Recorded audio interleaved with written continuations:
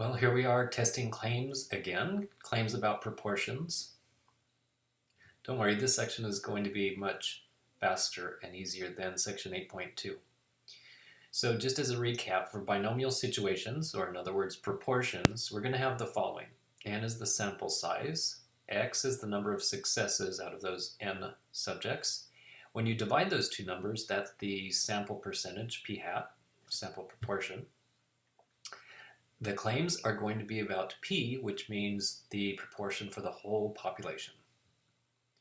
So the formula for the test statistic, and right here I put TS because sometimes I like to abbreviate it rather than type out or write out test statistic so often. Anyway, here's the formula, where the P and the Q right here, they come from the claim. P comes from the claim, Q is 1 minus P, and this is the P hat right here. But if you don't want to use the formula, you don't have to. We're going to be using the graphing calculator for that.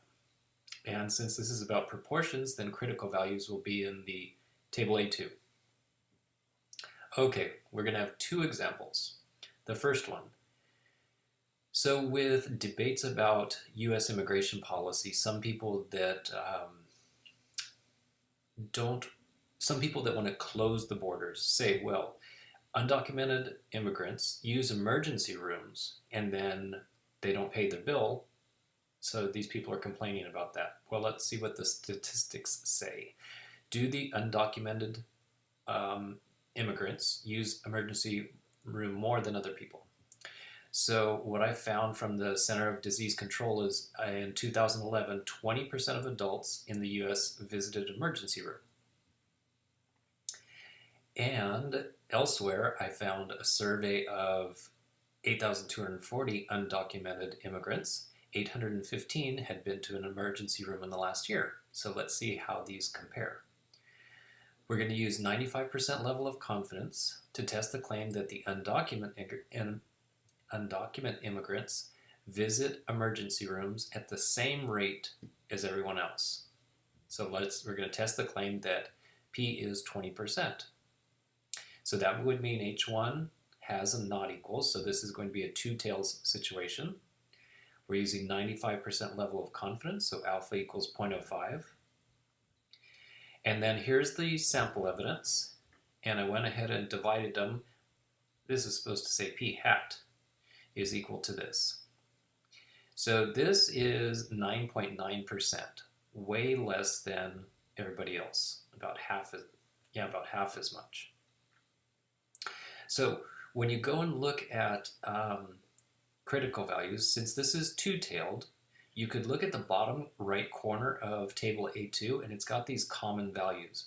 So when using 95% level of confidence, if it's two tails, you can't use this when it's one tail, but when it's two tails, then it's going to be 1.96. So here's my little graph. So next, we're going to use the calculator. So you go to Stat, move over to Test, and this is one proportion. Next, type in the information. So this is the 20% that comes from the claim, or is also found in H sub O. And then you put in the sample data, and this should say not equals, just like the H1. And this part right here is actually so that it knows which, if it's right tail, left tail, or two-tailed. That way it calculates the p-value correctly. And then hit enter and you find out that the test statistic is negative 22.941. Moreover, the p-value is practically 0. It's not exactly 0, but for these 3 decimal places it's 0. So that means that there's a very, very, very small chance we would be wrong if we reject H sub O.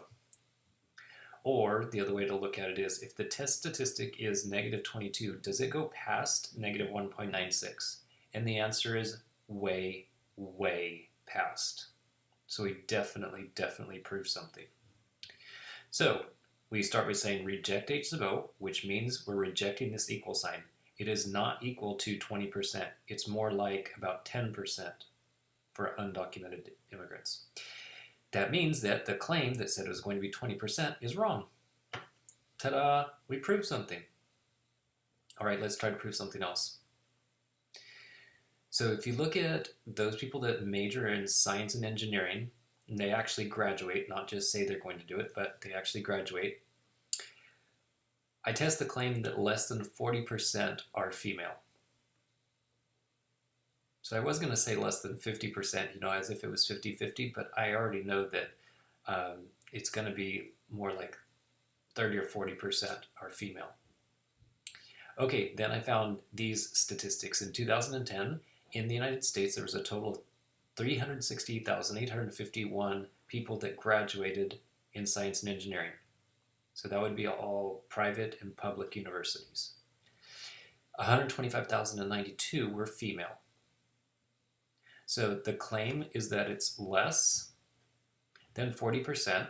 So H1 stays the same, pointing to the left, so it's a left-tailed test. That means all of this 0.05 is going to be in the left tail. Next, here's the sample data. This is supposed to say p hat. I can fix that. And then it is more like 34.7%. That's definitely less than 40%. So we may be able to prove something here. Let's see. So here's the table. And this one is a left tail, 0.05 in the left tail. So that means you have to look through the table and find 0.05. Well, I believe this is the first time that we ran across this in this class. Right here, there's a tie between this one and this one. This little star says if you were looking for those and you want 0.05, then you should use negative 1.645. So there it is, left tail, negative 1.645. Now, calculator time. So again, stats, test, 1 prop z-test. Type in the data, the 0.4.